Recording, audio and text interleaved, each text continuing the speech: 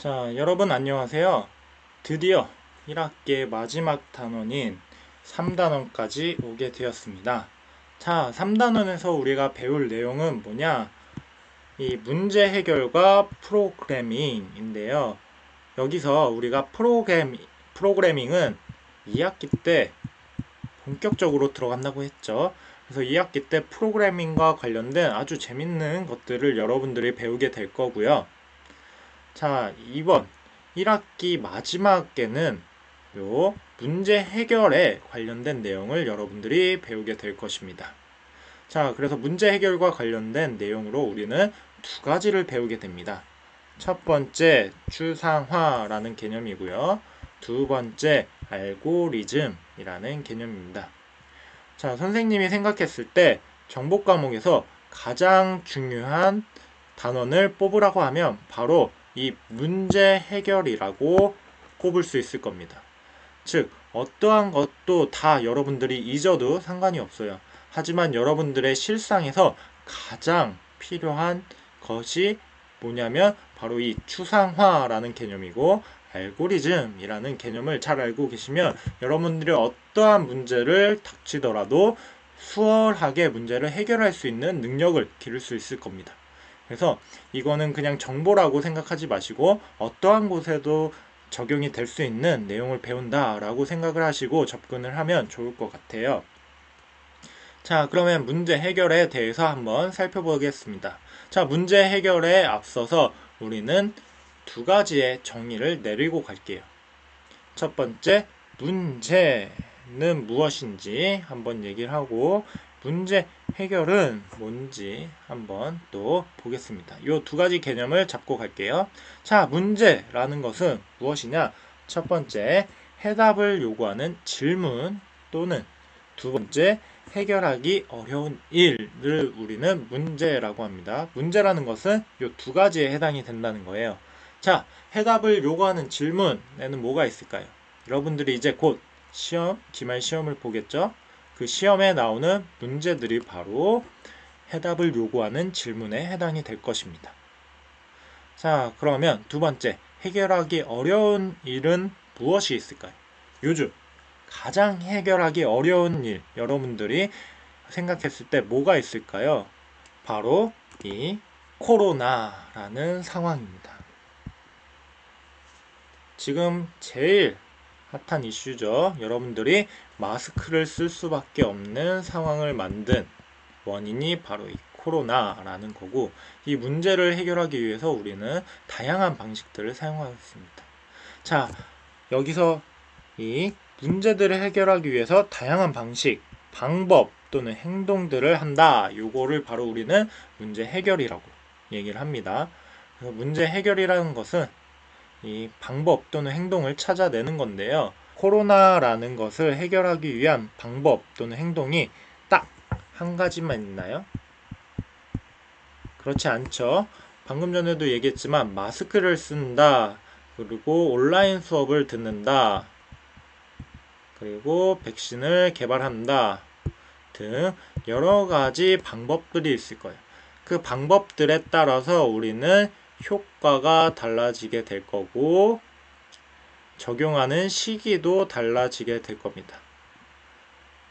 백신 같은 경우에는 개발 기간이 필요하기 때문에 적용 시기가 오래 걸릴 거고 효과도 좋겠죠. 자, 마스크 같은 경우에는 효과도 좋고 효과는 좋고 적용 시기는 굉장히 빠르게 바로 적용할 수 있어서 마스크를 착용을 했고 백신 같은 경우에는 좀 느리다 라는 특징이 있습니다. 이렇게 효과랑 적용 시기가 달라지는 이런 차이가 있습니다. 방법에 따라서. 자, 그래서 어떤 방법을 선택할지도 굉장히 중요한데요. 자, 그러면 코로나라는 상황에 맞게 한번 백신의 종류들을 한번 보면서 방법에 따라서 어떻게 달라지는지 좀 살펴보겠습니다. 자, 이번에 우리 국내에 도입되는 코로나19 백신을 비교한 표인데요. 한번 같이 살펴볼게요. 제조사마다 이 방식을 다르게 했는데 여기 전달체를 사용하는 건 아스트라제네카, 얀센이고요. 전령 RNA를 사용하는 건 화이자, 모더나입니다. 그리고 합성 항원을 사용하는 건 요 노바백스. 이렇게 방식들이 조금씩은 다릅니다. 자, 그러면 이 방식에 따라서 아까 효과가 달라진다고 했죠? 정확도가 달라져요. 자, 예방 효과를 한번 봅시다. 전달체를 사용하는 아스트라제네카나 얀센은 몇 프로 정도 나오느냐? 62%에서 70%, 66%, 약 66% 정도가 평균인 것 같아요. 자, 요 정도의 예방 효과를 가져온다고 합니다. 자, 화이자 그리고 모더나는 전령 RNA라는 방식을 취하고 있는데요. 예방 효과는 요 95%, 94.1% 굉장히 예방 효과가 높은 것을 확인하실 수가 있습니다. 즉 방식에 따라서 이렇게 예방 효과들이 조금씩 달라 보이는 것입니다. 합성 항원은 전달체보다는 높고 전령 RNA보다는 낮은 89% 선에서 나오게 되네요. 대신에 이 노바백스라는 특징은 기존 백신 방식으로 만들어져서 안정성이 굉장히 높다라는 특징을 가지고 있습니다. 나머지는 굉장히 조금은 위험한 상태인데 그냥 어쩔 수 없이 빠르게 적용을 해야 되기 때문에 일단은 사용을 하고 있는 상태고요. 자, 삼상 착수일, 그러니까 마지막 여러분들이 백신을 맞기 전에 테스트를 했을 때의 시점인데요. 즉 개발 기간이 얼마나 걸렸느냐를 볼 수 있는데, 자, 전달체를 사용한 아스트라제네카는 5월로 가장 빠른 것을 보실 수가 있고요. 그 다음으로 전령 RNA를 사용한 화이자 그리고 모더나가 두 번째를 차지하고 있습니다. 그리고 마지막 얀센 그리고 노바백스가 세 번째를 차지하고 있는데, 자, 합성 항원이 굉장히 백신 개발이 늦어진다라는 걸 볼 수가 있고, 전달체가 좀 빠르게 개발을 했다. 전령 RNA도 평균적으로 빠르게 개발이 됐다라는 걸 볼 수 있습니다. 즉, 그래서 우리가 방식을 선택할 때 예방 효과가 어느 정도 나오는지, 삼상 착수일이 개발 기간이 어느 정도 걸렸는지를 보고 판단을 하고 방식을 선택하게 되겠죠. 이 방식에 따라서 달라진다는 겁니다. 추가적으로 요 개발 국가들을 한번 살펴볼게요. 개발 국가를 보시면은 굉장히 유명한 선진국 나라들만 존재하는 걸 볼 수 있습니다. 영국, 미국, 독일 이렇게 세 개의 나라가 주도를 하고 있습니다. 백신에 대해서. 자, 그러면 이렇게 유명한 선진국에서 개발을 했는데, 자, 우리나라도 백신을 개발해야 한다고 했는데 왜 이런 차이가 났을까요? 방식을 잘못 사용했을까요? 아닙니다. 방식은 여기에 나와 있는 방식들을 사용했어요. 그러면 왜 이렇게 개발 기간이 차이가 날까요? 그 원인은 첫 번째 비용적인 측면이 있을 거예요. 그래서 우리가 개발 비용으로 얼마를 들였는지에 따라서 좀 개발 기간이 많이 차이가 날 겁니다. 여기에 있는 나라들은 이 백신을 개발하기 위해서 어마무시한 돈을 투자했다고 하죠. 자, 두 번째, 선생님이 생각했을 때는 이 추상화라는 개념과 연관이 된다고 생각이 듭니다. 자, 문제를 해결하기 위해서 우리가 주목해야 될 부분이 바로 이 추상화라는 개념인데, 우리나라의 사람들이 가장 부족한 측면이 이 추상화라는 개념이 아닐까 싶어요. 요즘에는 점점점 이 추상화라는 개념이 우리 일상 속으로 들어와서 여러분들한테 교육을 하게 됐겠지만, 그 이전에는 이 추상화라는 개념이 잘 정립이 안 되어 있었고, 그래서 이 부분이 많이 부족한데요. 자, 그러면 이 추상화라는 개념이 무엇인지 한번 같이 살펴보겠습니다. 추상화 어디서 들어봤나요, 여러분? 바로 그림에서 나오는 용어이죠.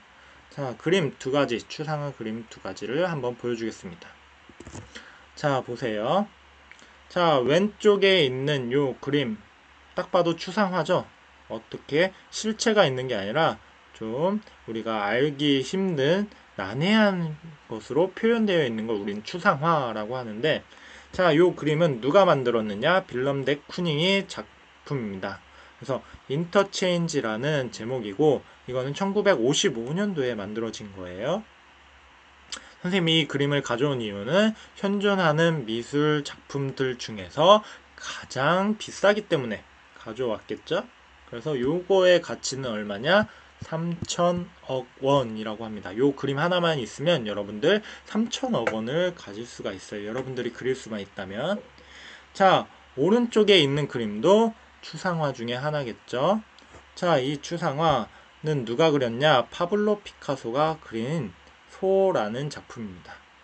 이거는 1945년 왼쪽에 있는 그림보다 10년 더 전의 그림인데, 자, 이 그림의 가치는 얼마일까요? 자, 보세요.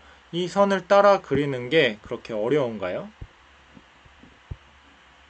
굉장히 쉽죠? 왼쪽의 그림은 선생님은 솔직히 못 그리겠어요. 하지만 이 오른쪽의 그림은 이렇게 선을 따라서 그릴 수도 있을 것 같은데, 이 그림의 가치는 무려 700억이라고 합니다.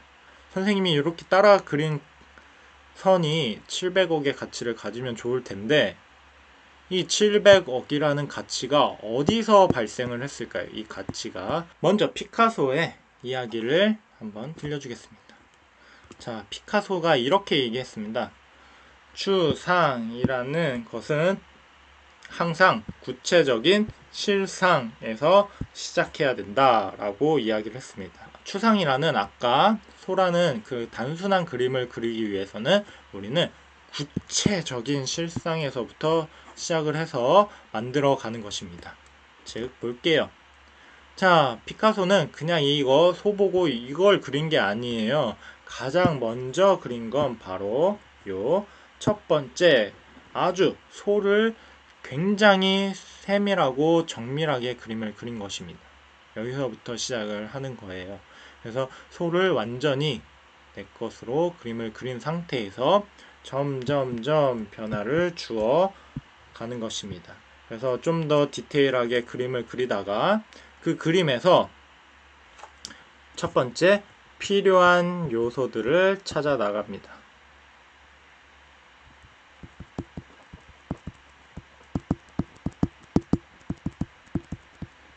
자, 필요한 요소들만 찾아냅니다. 그래서 이렇게 필요한 요소들을 더 그리게 되고요. 그러다가 이제 반대로 불필요한 요소들은 제거를 하면 되겠죠? 그래서 반대로 불필요한 요소들은 이렇게 없애주는 것을 하게 됩니다. 그리고 나서 마지막 굉장히 단순한 형태로 변화된 게 바로 이 소입니다.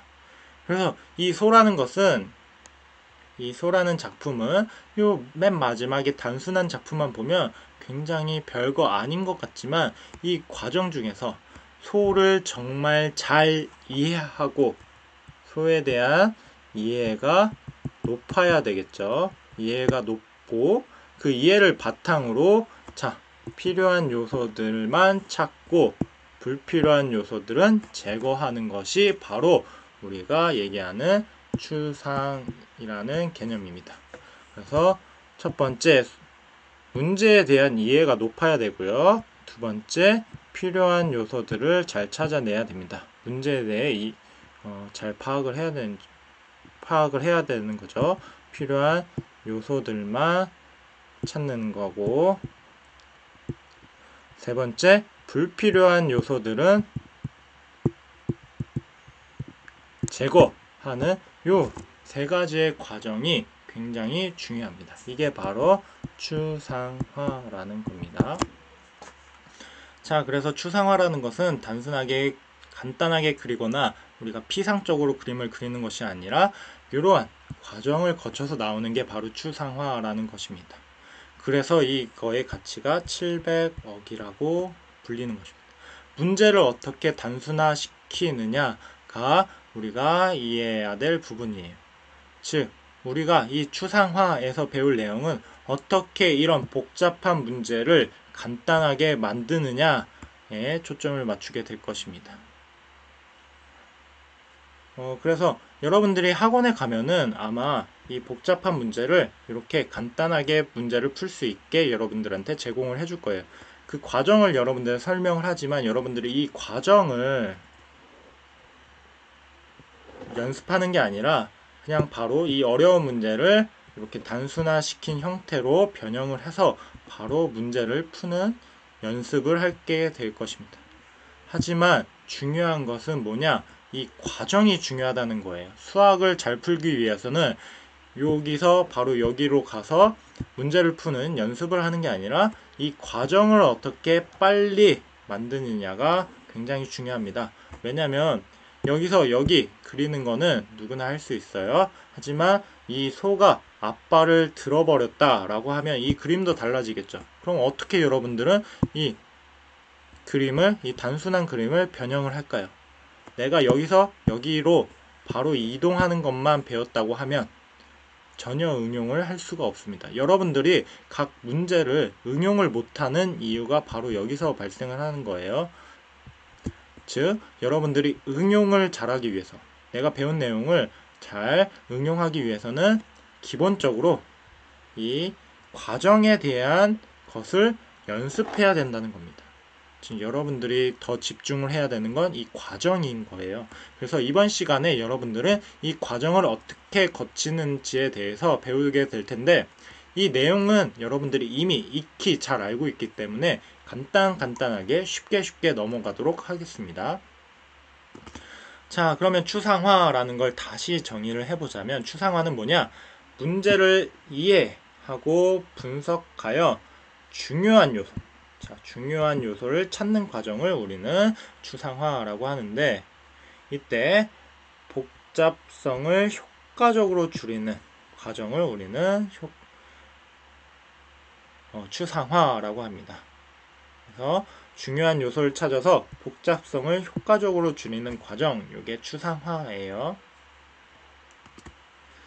자, 추상화를 거치는 과정은 이렇게 표현이 되는데, 문제가 주어졌다고 하면 그 문제를 구조화하는 데까지 우리는 문제의 분해와 분석을 하고 핵심 요소를 추출하게 될 것입니다.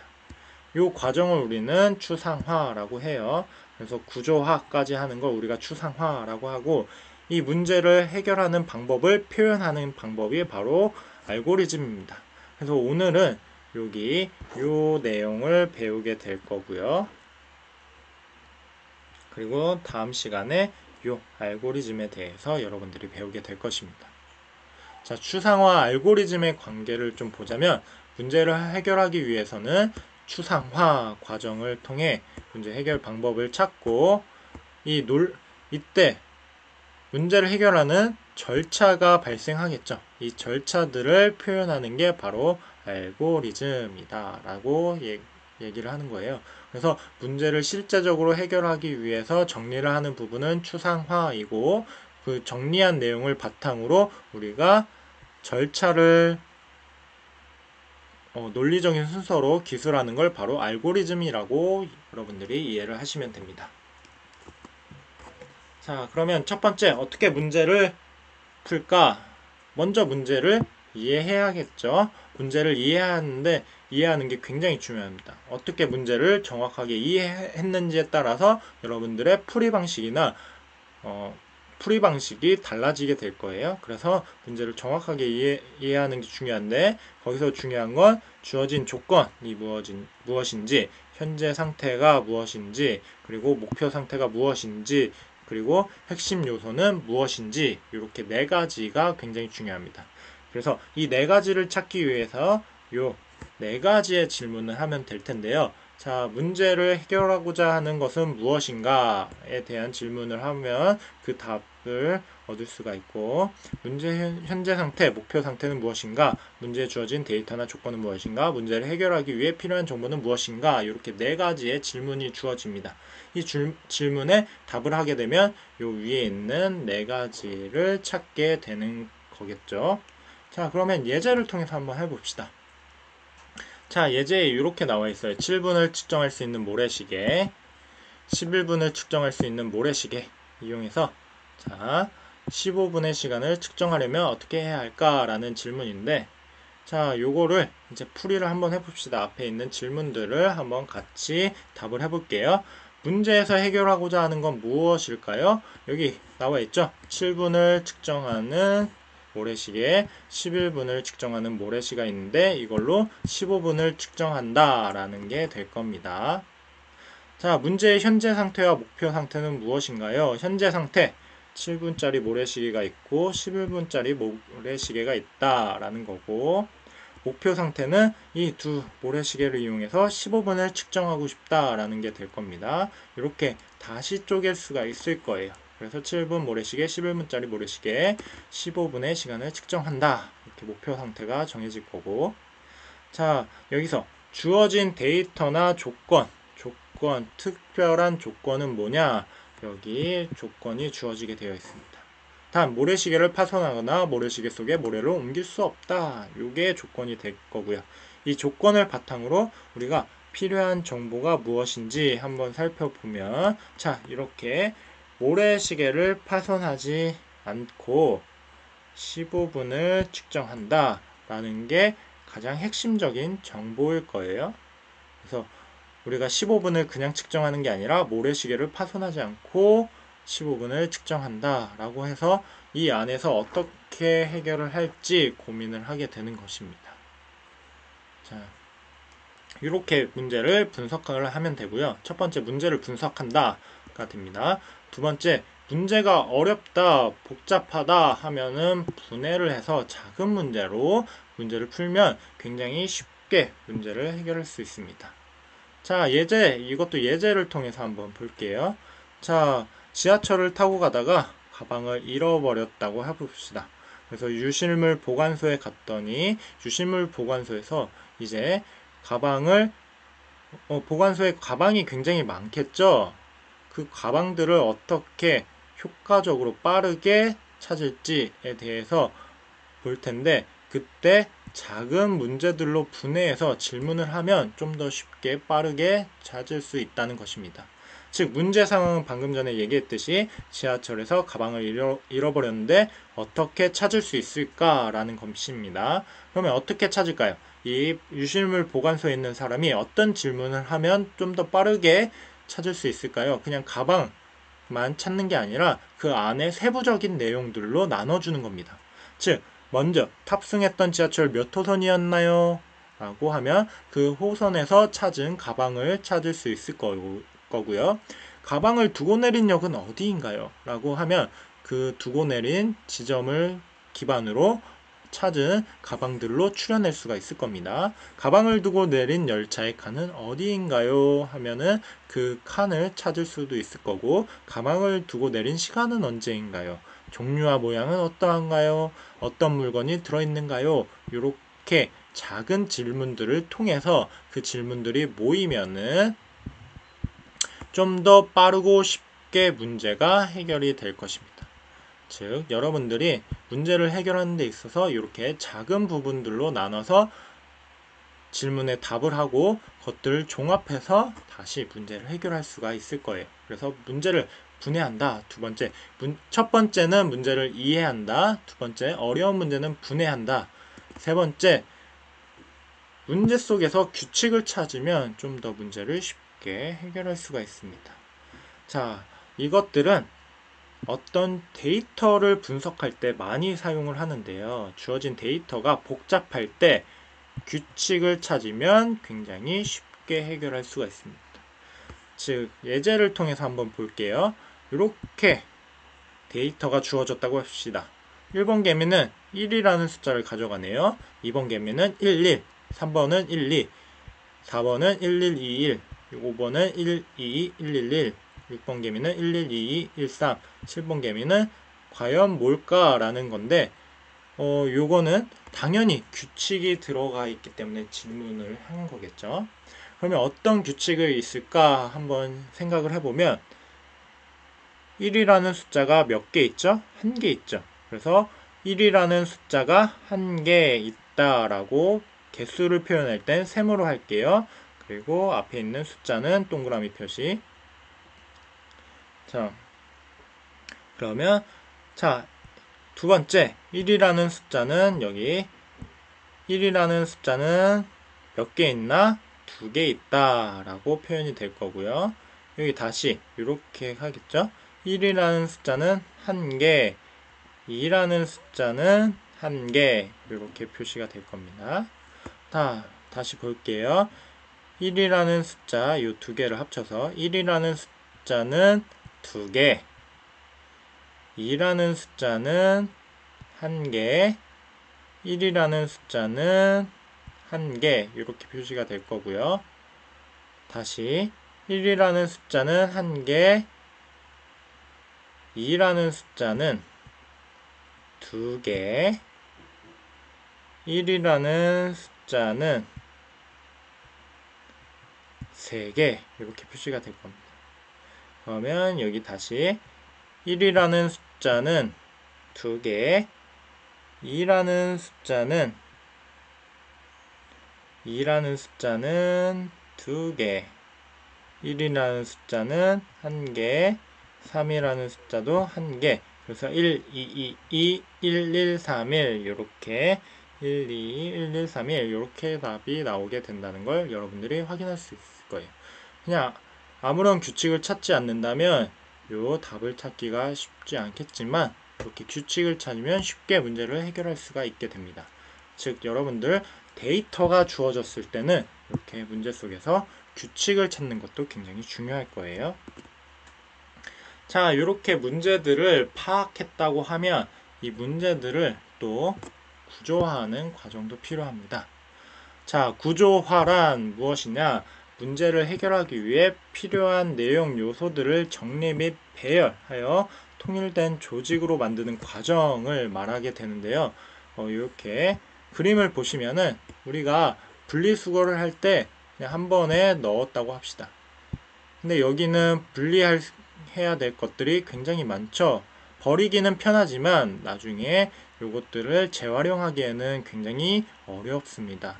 하지만 요걸 구조화해서 처음부터 캔류, 플라스틱류, 유리병, 종이류 이렇게 나눠서 수집을 하게 된다면 훨씬 더 효율적으로 여러분들이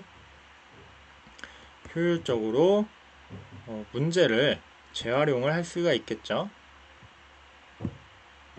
자, 여러분들이 하나 보시고 가셔야 되는 게 문제를 해결하기 위해 구조화하는 과정을 우리는 모델링이라고 얘기를 합니다. 자, 모델링이라는 개념이 어떤 거냐면 문제를 해결하기 위해 구조화하는 과정을 얘기하는 거예요. 그래서 모델링이라는 개념도 잘 알아두시기 바랍니다. 자, 그러면 구조화를 한번 해볼 텐데 표를 이용해서 구조화를 하게 됩니다. 자, 표로 구조화를 하면 뭐가 좋냐? 중복되는 내용을 정리하기가 참 좋습니다. 그래서 효율적으로 정보를 표현하고 관리할 수 있게 되는 것입니다. 자, 여기 볼게요. 오른쪽에 이렇게 글로 써져 있을 때 문제를 해결하기가 굉장히 어렵습니다.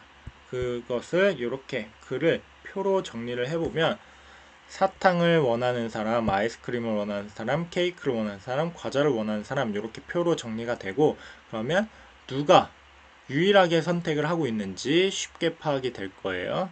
자, 선우만 과자를 선택하고 있죠. 그래서 선우는 과자를 선택하게 하면 좋을 거예요. 케이크는 빼고요. 사탕. 우영이를 한번 볼게요. 우영이만 아이스크림을 선택하고 있는 걸 볼 수 있어요. 그래서 케이크는 빼버리겠습니다. 다혜만 케이크를 선택하고 있죠. 그래서 요건 제거하고 민정이는 나머지 사탕을 선택하면 될 거예요. 그러면 이 선우, 우영, 다혜, 민정 모두 만족스럽게 자기가 원하는 것들을 얻을 수가 있을 것입니다. 자, 이렇게 표로 정리를 하면 쉽게 문제를 해결할 수가 있고요. 한눈에 들어오죠. 자, 다음으로 그림을 이용해서 구조화를 하는데요.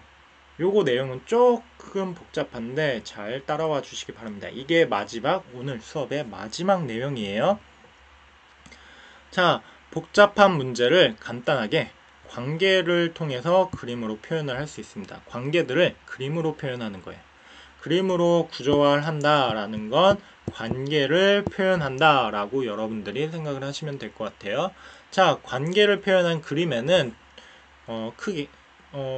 중요한 게 두 가지가 있는데 첫 번째 트리 구조, 두 번째 그래프 구조가 있습니다. 자, 여기 앞에 보이는 게 트리 구조고요. 이 두 번째 보이는 게 바로 그래프 구조입니다. 자, 트리 구조, 그래프 구조 차이를 좀 아시겠나요? 조금 뒤에 다시 트리 구조가 뭔지 그래프 구조가 뭔지 알려드릴 텐데 그걸 알려드리기에 앞서서 여러분들이 아셔야 되는 용어 두 가지가 있습니다. 첫 번째 노드라는 거고요. 두 번째 간선이라고 합니다. 노드라는 건 데이터를 나타낸 것인데요. 즉 여기 동그라미 원 안에 들어간 값 있죠. 이게 데이터입니다. 데이터. 이 데이터를 우리는 뭐라고 하느냐? 노드라고 이름을 붙입니다. 자, 간선이라는 건 뭐냐? 데이터의 흐름, 관계를 선으로 표현한 건데 선들이 바로 간선이라고 얘기를 해요. 영어로는 엣지라고 얘기를 하고요. 자, 그래서 데이터와 간선, 노드와 간선 이렇게 두 가지 용어를 잘 알고 접근을 하면 될 것 같아요. 노드는 데이터, 간선은 선. 이렇게 여러분들이 개념을 잡고 트리 구조와 그래프 구조를 설명해 주겠습니다. 자, 노드가 뭐라고 했죠? 트리는 노드. 노드는 요 데이터예요. 동그라미 안에 있는 거. 간선은 요 선이에요. 자, 노드와 간선을 이용하여 사이클이 이루어지지 않게 구성된 자료 구조다라고 했는데 요 사이클이란 개념도 여러분들이 좀 아셔야 될 거예요. 자, 노드를 한번 그려보겠습니다. 1, 2, 3 이렇게 노드들이 있고 요거를 선으로 연결해 볼게요. 간선으로. 자, 이렇게 선을 이어주면은 이렇게 1에서 2로 출발하고 2에서 3으로 출발한 다음에 3에서 다시 1로 이렇게 돌아서 다시 올 수 있으면 이걸 우리는 사이클이 있다라고 얘기를 합니다. 자, 사이클이 없다는 건 이런 관계일 거예요. 즉 1에서 2로 출발하면 2에서 다시 1로 갈 수 있는 상태가 앞죠. 이 방향이 있으니까. 그래서 이 상태가 없으면 이게 바로 사이클이 없다라고 얘기를 하는 거예요. 자, 봅시다. 한번 1에서 출발을 해서 가다 보면은 1로 다시 돌아올 수 있나요? 없죠. 이쪽 방향으로 가도 1로 갈 수가 없어요. 그러면 밑에서 출발해 볼게요. 4에서 출발을 한다고 하면 이렇게 갈 수 있을 텐데 다시 4로 돌아올 수 있는 방법은 없습니다. 자, 이렇게 사이클이 이루어지지 않게 구성된 자료 구조를 우리는 트리 구조라고 이야기를 하고요. 이 트리에 그래서 생기는 특징들이 있습니다. 이렇게 사이클이 이루어지지 않기 때문에 생기는 특징들이 있는데 첫 번째, 요거는 계층 모델이에요. 즉, 단계가 있다는 겁니다. 계층 1단계, 2단계, 3단계 이렇게 첫 번째, 두 번째, 세 번째, 네 번째 뭐 이렇게 표현이 된다는 거예요. 즉 우리 집에 가계도처럼 얘기를 할 수 있죠. 할아버지가 있고 아버지가 있고 내가 있고 내 손자가 있고 증손자가 있고 뭐 이렇게 각각 계급이 있는 상태를 계층 모델이라고 합니다. 자, 그래서 여기 보시면은 여기가 레벨 1,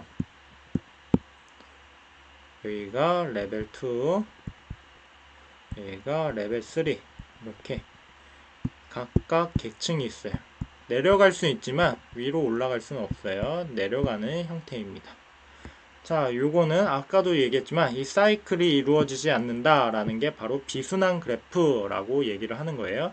그래서 요거는 이따가 얘기했지만 그래프 안에 포함되어 있는 상태입니다.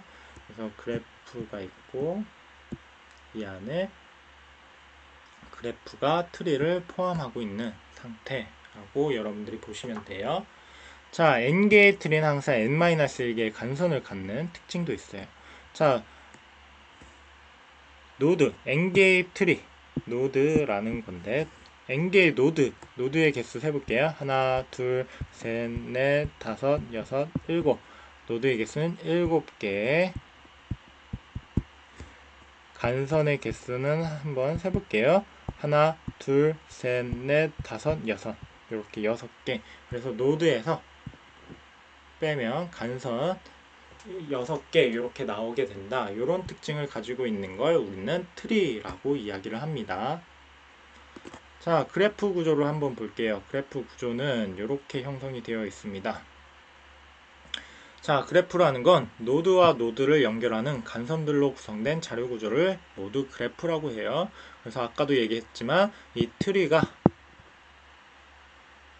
그래프 구조에 포함이 됩니다. 트리는 그래프 구조 안에 포함이 돼요. 자, 그래프의 특징은 뭐냐? 아까는 계층 구조라고 했지만 이건 네트워크에 서로 연결되어 있다 이겁니다.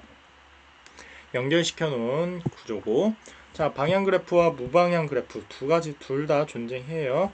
그래서 방향 그래프는 뭐냐? 이렇게 화살표를 표시해 놓은 거고, 무방향 그래프는 이렇게 선만 연결한 것입니다. 무방향은 이쪽으로도 갈 수 있고 이쪽으로 갈 수 있을 때 이렇게 표시를 하고, 방향 그래프는 한쪽 방향으로만 이동을 할 때 표현하는 게 이 방향 그래프입니다. 방향 그래프는 한쪽으로만 이동. 무방향 그래프는 양쪽으로 이동 가능하다는 뜻이에요.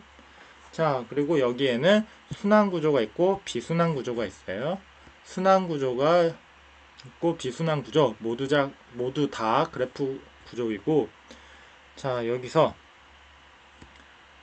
무방향이면서 비순환이다 라고 하면 이게 바로 트리라고 얘기를 하는 겁니다.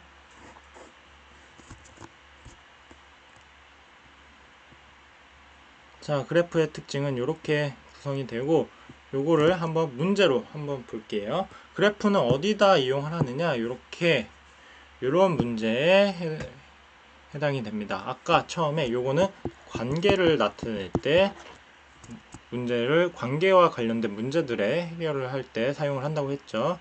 그래서 이 A, B, C, D, E라는 색종이의 색깔을 칠하는데 이 주변에 인접한 관계들을 파악하는데 사용이 됩니다. 그래서 한번 이렇게 면들이 맞닿은 것들을 연결을 해 놓으면 이렇게 표현이 될 거고, 자, 각각 선이 몇 개 연결됐는지, 간선이 몇 개 연결됐는지 한번 볼게요. A라는 노드는 간선이 2개가 연결이 되어 있고요. B라는 노드도 2개, C라는 노드는 1개, D라는 노드는 3개, E라는 노드는 2개, 이렇게 연결이 되어 있습니다. 그럼 가장 많이 관계를 맺고 있는 D부터 색칠을 칠하면 되겠죠? 그래서 여기를 이렇게 별표로 색칠을 했다고 합시다. 그럼 그 인접한 면들은 다 다른 색깔로 칠하면 될 텐데, 서로 A, C, E는 맞닿아 있지 않으니까 다른 색깔 동그라미로 색칠을 할게요. 그리고 나서 남은 B를 색칠하면 되는데 D랑 여기도 맞닿아 있지 않으니까 당연히 별표로 색칠을 해줄 수가 있을 거예요. 그래서 이렇게 관계를 파악한 다음에, 그래프로 관계를 파악한 다음에 문제를 해결하면 쉽게 해결할 수가 있습니다. 이런 관계 문제에 대해서 여러분들은 그래프나 트리 구조를 사용하실 수가 있을 거예요. 자, 남은 시간에 요거를 좀 해보시면 좋을 거고, 그래도 남는다 라고 했을 때는 여러분들 이번 3월 모의고사에 대해서 좀 생각을 해보세요. 3월 모의고사 여러분들이 등교하면은 우리가 지금 배운 내용들을 바탕으로 이제 3월 모의고사에 국어 비문학에 대해서 한번 적용을 해보는 시간을 가질 텐데, 국어 비문학을 어떻게 쉽게 문제를 해결할지 여러분들이 한번 생각을 해보시면 좋을 것 같아요. 국어 비문학 파트를 한번 지금 배운 내용들을 바탕으로 정리를 좀 해보는 시간을 가지면 나중에 등교해서 수업을 했을 때 좀 더 수월하게 하실 수가 있을 거예요. 그래서 오늘의 수업은 여기까지 마치도록 하겠습니다.